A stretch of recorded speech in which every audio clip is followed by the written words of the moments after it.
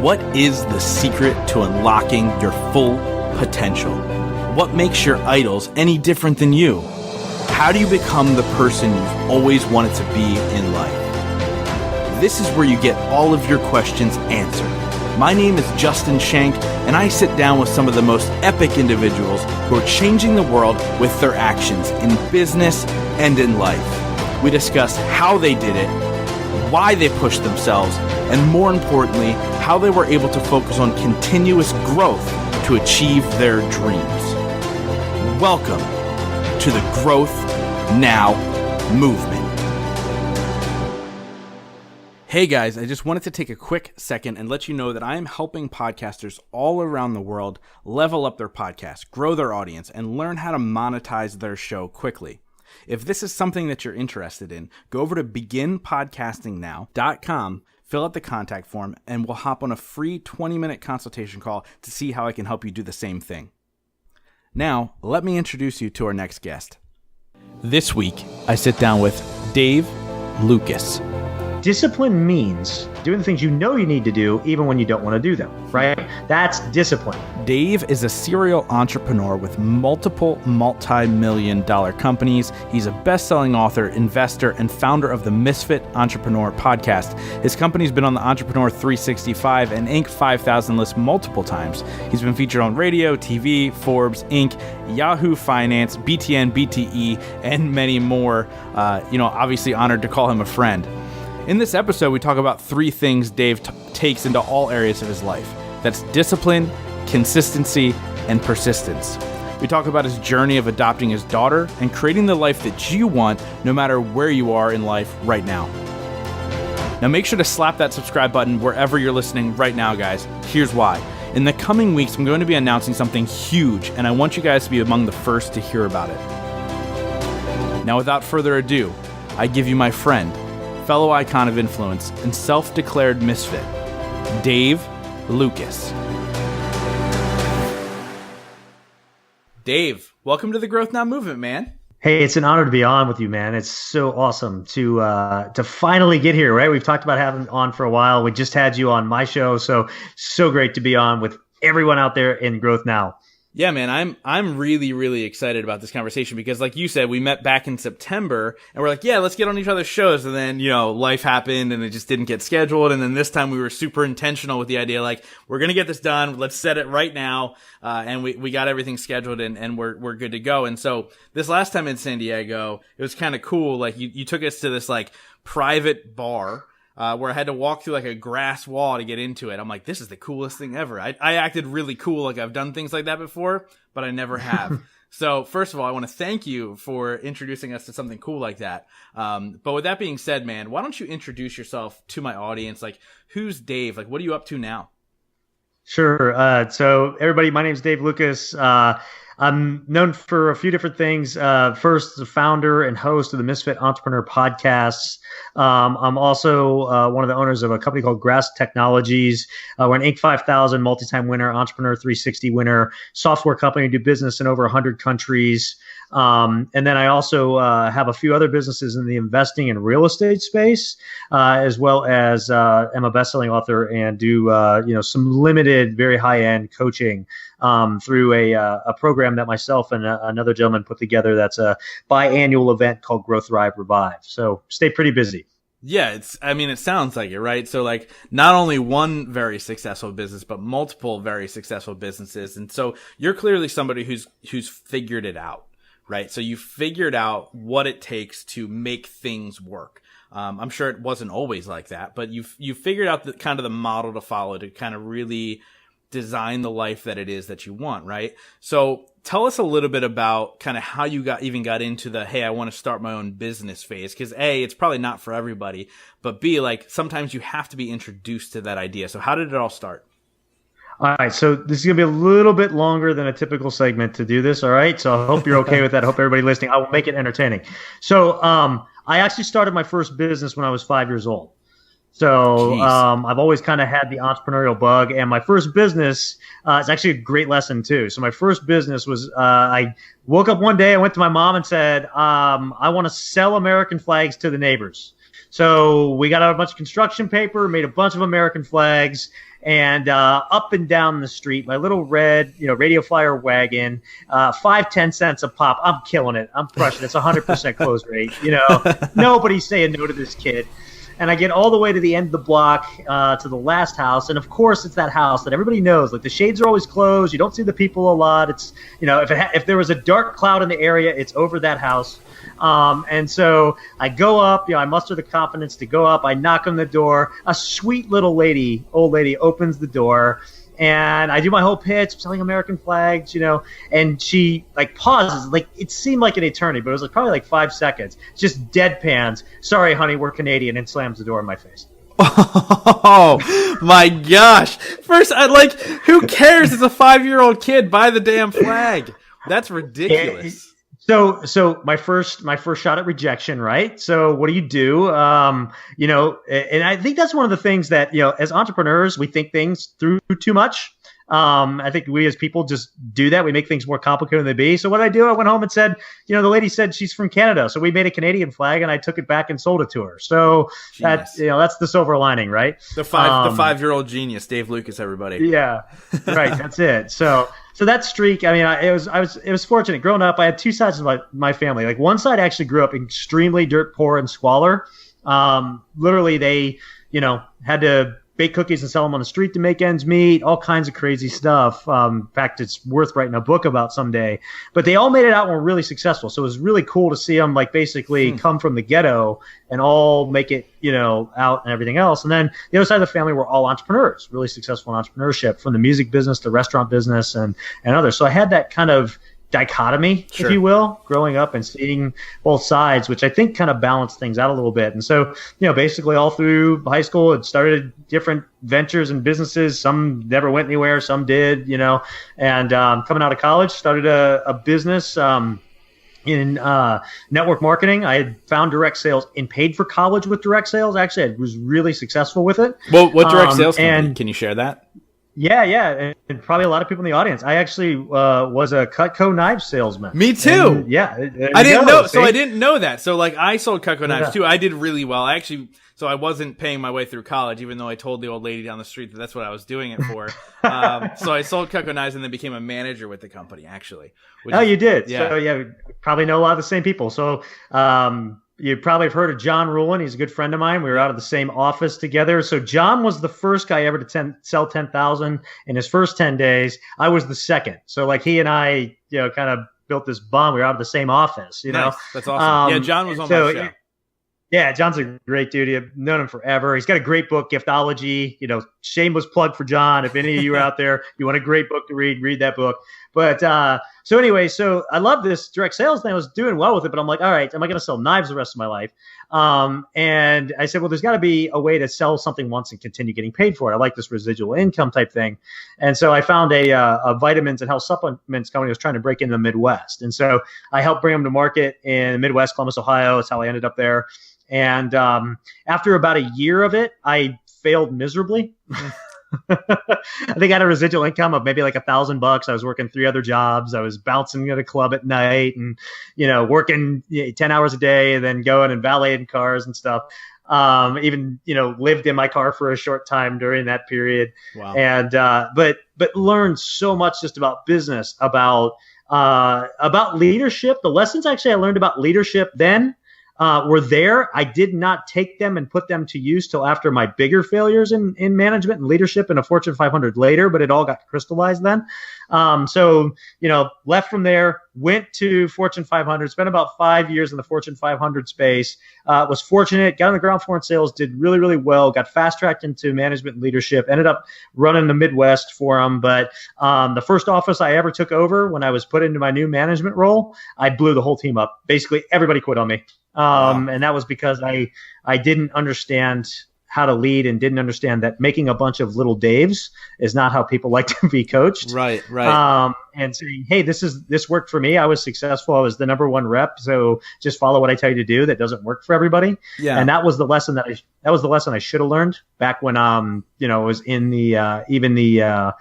network marketing space, which I probably would have helped me be more successful. Sometimes it just takes you a long time to learn things. Yeah, I want to dive into that really quick, because I think that there's a trend even with myself, right? So like sometimes we learn a lesson, but then we don't learn it hard enough, right? And so do you think that you needed that massive failure to become like the person you are today? Or do you think you could have kind of looked back and said, I could have been a little bit smarter when the first time happened, and then kind of corrected it and still become the person you are today?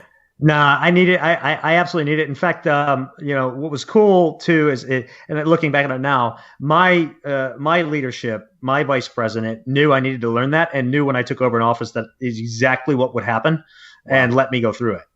And they were willing to let that happen. I mean, we rebuilt it. We ended up, being 20% year over year growth in that office. But the first 6 months were hell. Yeah. And, it was a real reality check on who I was as a person and who I needed to become to, really be effective and grow to that next level, right? From kind of solopreneur status to building an organization. Like I never would have been able to do the things in Grass Technology that we've done without going through that lesson. So I had to go through that, and that plus the story of adopting my daughter and what I've learned through going through that really is one of the things that helped me develop this kind of philosophy of no regrets. So everything that had to happen to get us where we are now, for you and I to be talking right now, had to happen exactly as it did. Literally, a rock in space had to hit another rock a certain way billions of years ago for us to be talking here. A soldier steps the wrong way on the battlefield, we're not here, right? Yeah. So everything has to happen exactly as it does. And so, when I look back on things, I say, man, I was an idiot. There's some really good lessons I can learn from that, or that was something I did really well. I need to replicate that, but I don't have any regrets about it, And I think that's something that, if people can kind of put things in context for themselves, especially in today's age, that's a really important lesson too to learn, because a lot of us are carrying baggage. A lot of us are carrying things, these weights that are weighing us down from things in the past that we can't go back and do anything about. We have no control over, and we're letting that affect us now. And that happens to so many people where, hey, look, it's a rite of passage to get where you're at. Take the next step, go forward, go bigger, learn from it, but embrace it. I think it's a really important thing. Yeah. So you also tied this into what you went through while adopting your daughter. So let's talk about that for a second. Let's talk about that journey, because I think sometimes, again, people would look at you and say he's super successful. Everything comes easily, one business after another. The investments pan out. The real estate's good. But then you go down this journey of adopting your daughter, and it wasn't the easiest thing on the planet. Well, let me say something to address what you just said real quick. Okay. So, when I was younger, in my early 20s and still naive in some ways, I was told and heard that 9 out of 10 businesses fail, right? Mm-hmm. So all that meant was I had to start 10 businesses. So I did it all at one time and had 10 different businesses going all at once. And it was the same time I was doing the network marketing and everything else that I was doing all this. And so I wonder why I didn't have the success that I could have had. I became a jack of all trades and a master of none. Yeah. And when I finally realized working 90 hours a week and all this was crazy, and alongside a job, even though I was doing well at the job, I pared it down to the 2 or 3 that had the most potential, Grass Technologies being one of them, and an investing strategy I'd created being another, and focused, and wow, everything came about, but had to go through that to get there. So it's never a straight line. It's a big jumbled mess of webs and craziness that gets you there. And there's a lot of failures along the way. My daughter's story is a really interesting story that I'd like to tell. And again, spoiler, it's going to be a little bit longer to get you what you need to know from it. But so my wife and I, about 6 years ago, made the decision to adopt, and chose China as the program that we felt would be the best for us and what we wanted to do. And so China's got 2 programs when you go to adopt them. They've got what's called a Healthy Child program and a Waiting Child program. Healthy Child takes about 7 years, and this is where they have a kid that they deem as pristine, perfect in every way. And then the Waiting Child program is where they have a child that has what they consider a defect. Could be missing the tip of a finger. That's considered a defect to them. More likely than not, it's things like clubfoot, cleft palate, some type of disease like syphilis, or an illness of some sort, or a mental type thing, missing limbs, heart condition, stuff like that. And that's part of the process when you go down through adopting everything. You have to actually go through, and if you're going to do like a waiting child, you have to like do a checkoff list of like, here are all the ailments that I'm willing to accept. Now, that seems like, okay, that's part of the process, but that's like one of the hardest things to do in the process, because every time you say no to one, you have that conscious that goes, oh, are you a bad person because you said no to that and you won't take a child that has that? Yeah. That type of thing. And so it was a really weird kind of exercise to go through, and self-talk and understanding self and all that. But so we go through all this. We have an adoption doctor that helps us. We choose a lot of things, including heart conditions and things like that, because as our adoption doctor said, if that child's alive, and you don't get a newborn in China, you get a year to 18 months. So if that child's alive and has a heart condition in a Chinese orphanage and they're still alive, that's fixable. So that gave us a lot of, more confidence to do those sort of things. But as my wife's going through, she sees hyper and hypothyroid. And anybody that has that or knows somebody that has that, it's a condition with the thyroid gland that either makes it work really, really fast or too slow. And people that have it take a pill to regulate, basically, is all you have to do. Yeah. We have a family member that has that. So my wife checks those boxes, right? And our adoption counselor goes, there's no one child that we've ever had have an ailment in all the 50 or so years that we've had, been doing this. And we're like, well, it's all right. Just, we didn't know a family member that has it, check it off, keep it on there. All right. So fast forward, we go through everything. It's a year later, Homeland Security, all the stuff you have to go through to have a child, and be able to bring one back to the U.S. And we get to that point where we can start getting what's called files. So files are where basically like a dossier that gets released to the world of a child, and it's kind of first come, first served. So we went like 5 months. We never even got to see a file, right? Because They only release so many at one time, and they get snacked up really fast. And so we go through that, and it's 6 months, and it's kind of tough because every month you get your hopes up and then they're dashed. Every month you get your hopes up and then they're dashed. And this year you're a year and a half into this whole thing. Oh yeah. At this point we are. And so we get this call. I vividly remember, it's like September. It's a beautiful fall day. And we get this call out of the blue. The files have already gone out for the month and we didn't get to see any of them. And it's our adoption counselor on the phone. She's like, hey, we have this child. And we've held them for you. And we're like, well, what do you mean? All the files have been out. You're holding a child for us. And I'm like, well, we just happened to work with this one orphanage in the whole country of China directly. And the child has hyperthyroid, and you're the only one in our database that popped up with it. Huh. And we're like, oh my gosh, send us the file. So we get the file, and of course it's our daughter Hannah, and it's right away. I mean, like 10 seconds. Yes, lock it. So we locked the file and everything else, and we got her. And so 6 months later we go and we pick her up and become a family in China and all this stuff, which is a whole other set of stories. But the thing is that this child never went on the list to the world, right? So nobody else ever saw her, right? We get her home. We start going to the doctors to, make sure that her medication's good and all that stuff. Within 6 months, the doctors take her off all the medication and say that she was misdiagnosed. She should have been a healthy child. Oh my gosh. And so don't tell me, I always say, don't tell me there's not a higher power out there. Don't tell me that things aren't meant to be. People ask me, why'd you go to China to get your daughter? I say, because that's where she was. Hannah was meant to be our daughter, period, from start to finish. And so that's where, kind of reinforces that philosophy of no regrets for things, because, everything that had to happen exactly as it did had to happen for us to be a family that way. Yeah, that's amazing. Yeah. So we talk about choices, right? So when you talk about things and you go, okay, well, the soldier stepped this way and you wouldn't be here, et cetera, right? But I think also there is a great power in the choices we make and how important it is as far as how thought out our processes are and so on and so forth. So how intentional were you during this whole entire process of your life in general? Because look, like, I don't think somebody who's homeless is destined to be homeless. I think that he has choices to make, right? So like, how important were the choices you made? And at what time did you realize, like, every decision I make can impact not only my life, but a ton of people's lives around me? I wouldn't say that it was consistent at any time throughout life. It happened at different times and was brought forward. Now, nowadays, things are much more intentional.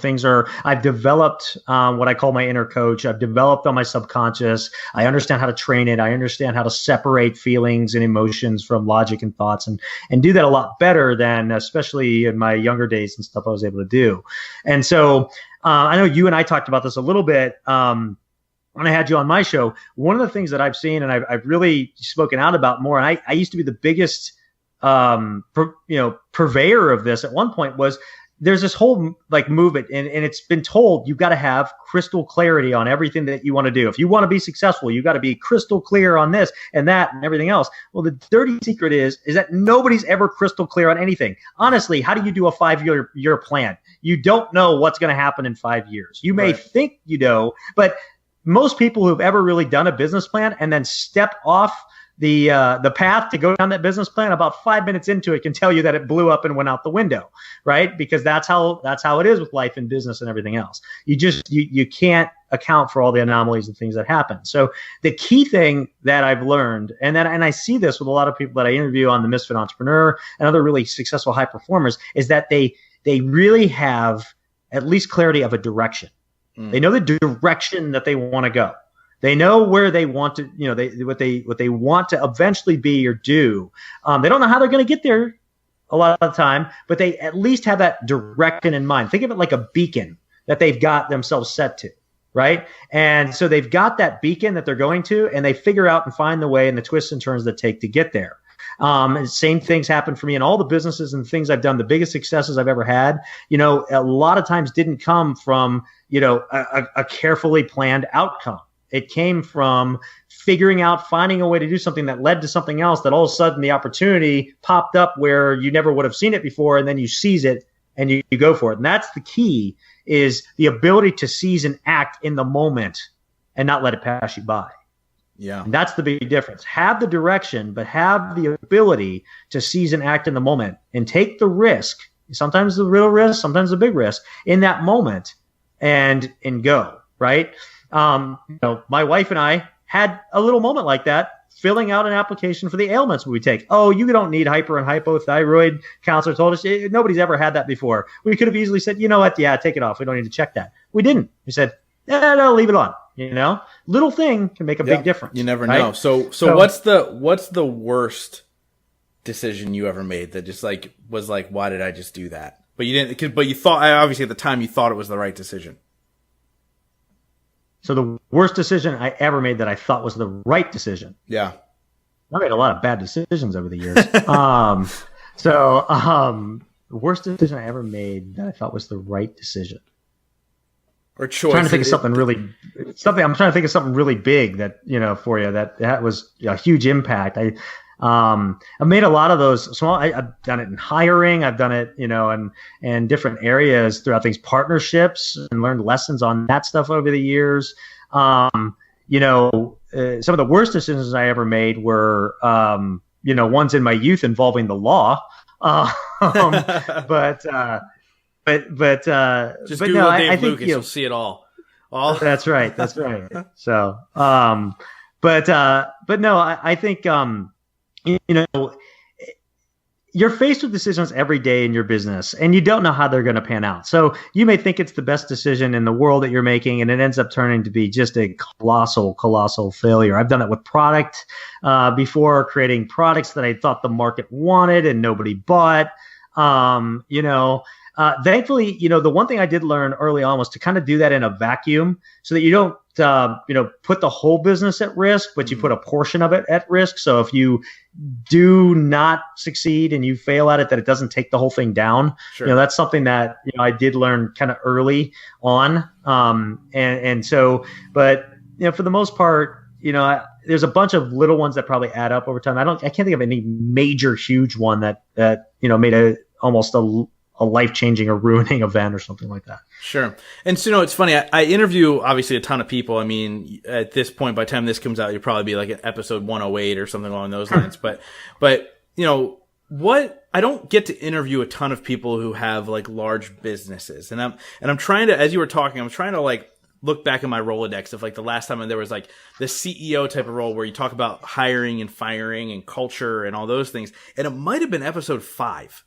Like that's how far back I go without interviewing like a lot of entrepreneurs or people in the, the health space and relationship space and so on and so forth.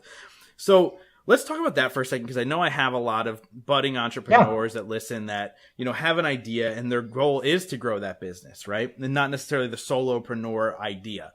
So how did you really kind of begin to grow this thing around you? Like, what was the process like of like, okay, well, I have this idea, and then you slowly start to grow, and now you're doing, business in 100 countries, which is crazy. Right. When you really think about that, right? I get played in 100 countries, and all I really do is hit record. Like doing business in 100 countries is something completely different. So what is it, what was that kind of process like as far as building that culture as you grew? Well, there's a lot of processes that go into that, right? So you've heard a lot, the standard answer when people talk about the most important thing in a business, the standard answer is the people. The people are the most important thing in the business, right? Here's the thing I'll tell you. And this was actually reinforced. I was actually at our last Growth Thrive and Revive event. We had the founder of Hurley Billabong come in and speak. And when we do this event, it's not selling anything. They just come in, they do a roundtable with the group, and they answer their questions, give their best advice. And what this guy said really, really resonated. It just made me realize that I'd done it without putting like a name to it. Yeah. But what he said is, look, it's not about the people. It's about the right people. And there's a huge difference between the people and the right people. When you look at really successful organizations, ones that do really well, there's a core group that gel really well when they get started, right? And they're the right people at the right time in the right roles to help it go. And that's one thing that I have been able to do working with, my business partner, Eric Miller and Grass Technologies for, over 15 years now, that we've always been able to do. We've been able to get the right people at the right time in the right roles. Okay. For the majority of the time.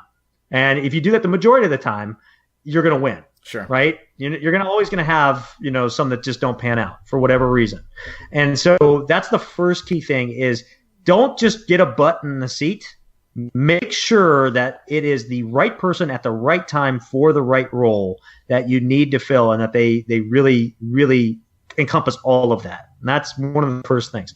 From there, that's when you start to build out on top of it, right? You want to duplicate that because you want to move them up. So the next thing you're trying to do is process things, systematize a little bit. This is the hardest thing to do. I hate this the most, right? It's the tedious, the little things, is documentation. Yeah. It's all the pain in the butt stuff that you do not want to deal with. At least for me, I'm, if you look at the DISC profile, I'm a D if you can't tell, right? So Ds are short on details and just want to get stuff done, right?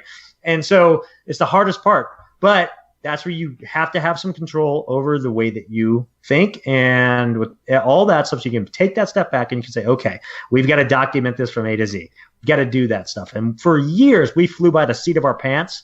We had great people. We flew by the seat of our pants and didn't do that very well. Once we did, right, that's what takes you from being $1 million company to like 4 or 5 million. And then the next level is 5, 10, 15, 20. So having that ability to do that. So first off, get the right people in the right positions at the right times. Make sure that you are documenting what they're doing and have your SOPs in place for that. This is if you want to build a large organization, or even if you want to hand stuff over to VAs, you got to do this stuff too in your business.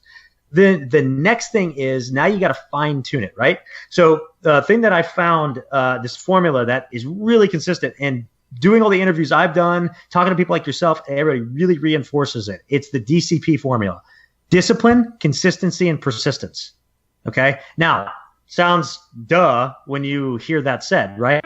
But discipline means doing the things that you don't want to do, doing the things you know you need to do, even when you don't want to do them, right? That's discipline. Yeah. Okay. Consistency is doing that day in and day out without fail. See, you can be disciplined for one day, but that's not going to do it for you. You have to do it day in and day out consistently, and be there and show up, be present, have intention, make it happen, and do it.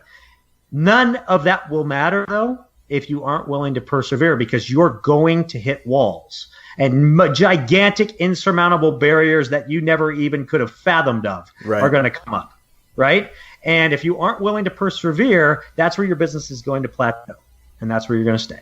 And you see this all the time. You see big companies get to a point where they just plateau, right? And usually it's because they're not willing, they're comfortable, they're not willing to innovate and reinvent new markets and go after it. They're just comfortable where they're at, and that's where they stay. So you got to have all three. You got to be disciplined, you got to be consistent day in, day out, and you have to will yourself and persevere through those major roadblocks and barriers. And if you can do that, you can keep growing as a business and everything else. And that's the three things that we put throughout the culture of the business. Yeah, I love that. Well. I love that. So what keeps you going every single day? What's your driving force to stay disciplined and do all these things that you need to do and persevere during the hard times? Like, what is the thing that is your driving force every single day? The result you get by going through it. So for me, what I really enjoy, I enjoy at this point in time, I didn't used to, but now I live for that moment, that boiler room moment where, I mean, we've been there where we the next day, okay, we're going to have to close the doors the next day. We don't, cash didn't come in the way we needed to. We grew our whole business out of cash flow. We never took any money. So, which is really hard to do because growth sucks cash. Yeah. And so, we've had those moments before where we're like, what do we do? We're going to close the door tomorrow. Our accountant's like, hey guys, I don't know if you realize this, but you're going to be out of cash in 3 days. And so the thing is that if you panic, it does you no good. You only can control the things that you want, that you can control, the only things that you can focus on, the only things that you can influence, right? And so that's where I've always been my best, is being in that moment and being able to stop and say, okay, look, what can we do? What are the things we can't control? What are the moves we can make? Our employees, yes, we're going to have to tell them payroll is going to be delayed. And we're going to explain why. And we're going to come clean with that, right? These vendors that we were going to have to pay on this day, we're going to have to say, look, guys, we paid you on time, but we've got a cash flow crunch. We need a little bit more time. We got to work through this. And you systematically work the problem. Yeah. It does you no good to panic. It does you no good to run around and freak out, because you're just going to issue in the self-fulfilling prophecy of what's being told to happen. But if you stop and you say, okay, take emotion away for a second, and you work that problem systematically through, you can get through it. And when you do, the bigger the problems that you can handle, the bigger the business you can grow, and the more you can accomplish, Yeah. And it helps the level of your mindset and everything of what you're able to do, your confidence and all that around it as you grow. And so over the years, we've had a number of those events. Thankfully we don't have those anymore, but those have really helped to grow it. Now it's more like, oh, well, okay, China's doing this now.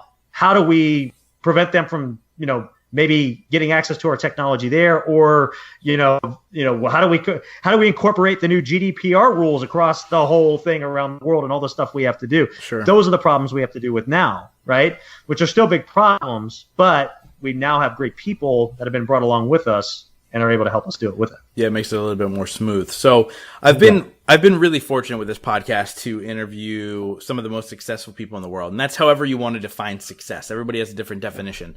So my question for you is, what's your definition of success? And what are 3 things you ensure that you do every single day to make sure you're successful? That is a broad question, Justin. Look, success is different for each and every person, right? So what I would tell anybody who is trying to define success in their own terms is that, to do just that. Define success in your own terms. What is it where you feel fulfilled, where you feel truly satisfied, where you've met the goals that you have for yourself, both professionally, financially, emotionally, with your relationships. And if you can do that and you reach that level, to me, that's success. To me, that is being successful. Having a business partnership with my business partner for over 15 years, when most partnerships never work out past year 1, is one of the biggest successes professionally I've ever had. Forget the money, forget the millions of dollars in business and all that type of stuff. He's like my brother.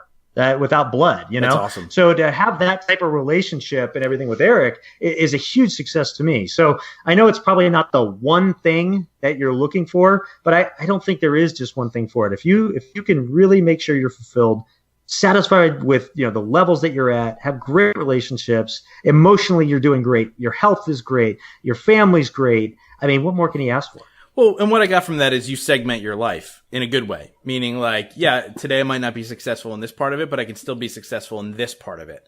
depending on what it is. Like, and you look at success as potentially as the little stuff. Like, we've been in business for 1 year together, which that's not little if you've ever had a co-owner of something. I have, and I did hit the 2-year mark, and we're still best friends, by the way.